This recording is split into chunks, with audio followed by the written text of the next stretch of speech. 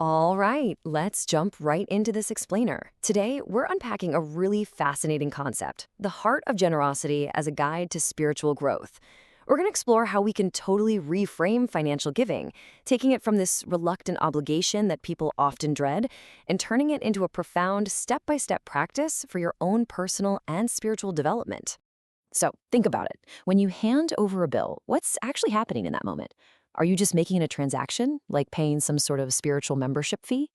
Well, the source material challenges us to look past the physical cash and ask a much deeper question about the true posture of our heart, our internal soil, if you will.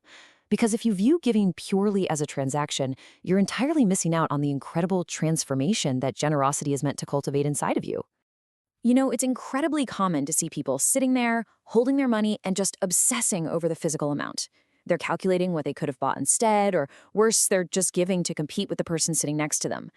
But the text makes this striking point about divine perspective versus human calculation. Basically, God isn't tallying up the amount. He is looking squarely at your heart. He notices if you're giving everything you have in pure devotion, or if you're just tossing in whatever happens to be left over at the bottom of your pocket.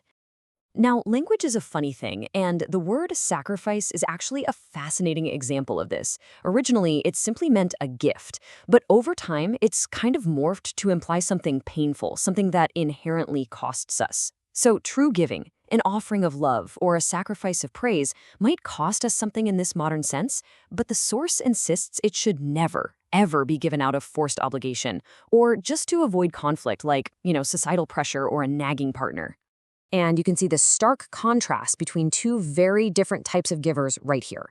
On one side, you have the reluctant giver. They're sweating over the bill, giving 20 just because the guy next to them gave 10, feeling totally pressured to keep up appearances. Giving out of obligation like that, it yields absolutely zero good fruit. But then on the other side, you have the person who gives entirely from the heart, seeking absolutely nothing but God's approval. No boasting, no showing off. They're simply acting out of profound love and gratitude.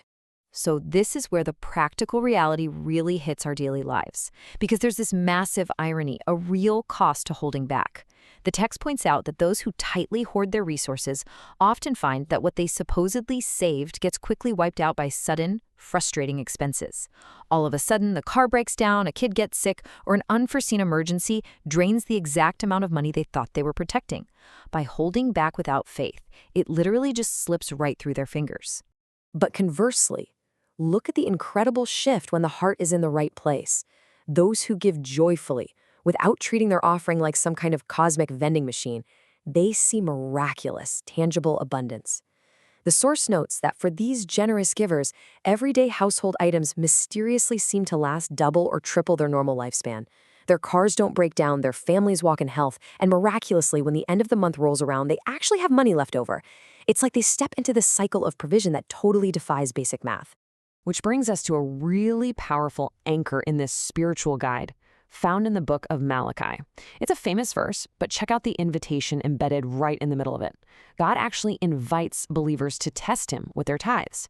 It's a fundamental challenge for your spiritual growth to step out in faith and see if he will open the windows of heaven until blessings literally overflow into your life.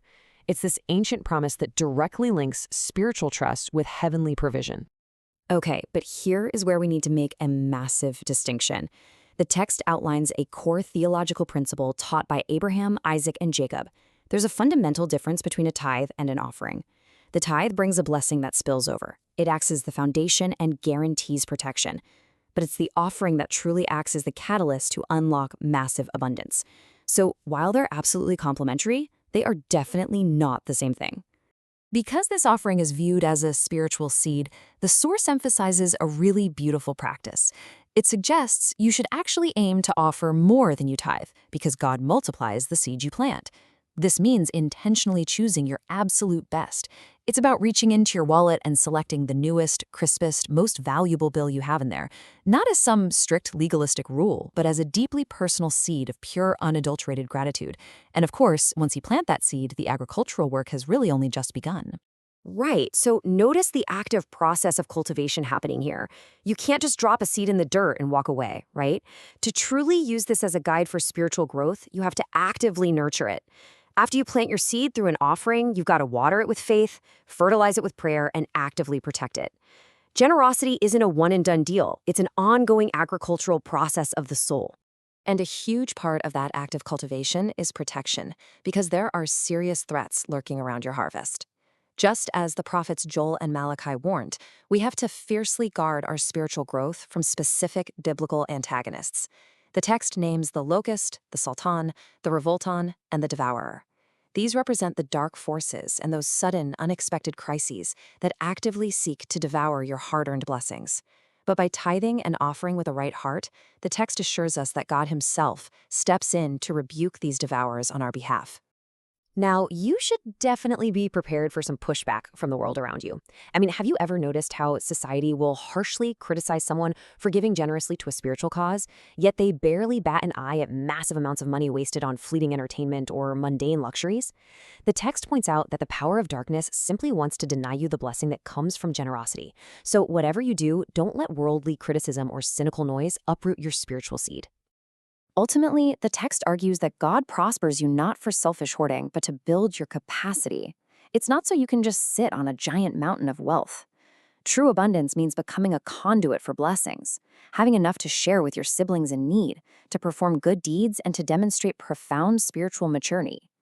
Earning those heavenly rewards really starts with having a heart big enough to bless others, rather than just acting as a bucket for yourself. As we wrap up this explainer, I want to leave you with a final thought for your own spiritual growth journey. Think about the physical actions of giving you take, but more importantly, look inward at the motives driving them. What kind of harvest are your internal motives planting for your future? Are you giving out of reluctant obligation, or are you joyfully planting seeds for a massive spiritual harvest? Cultivate your heart's soil today and just watch how it transforms your tomorrow. Thanks for diving into this with me, and keep growing.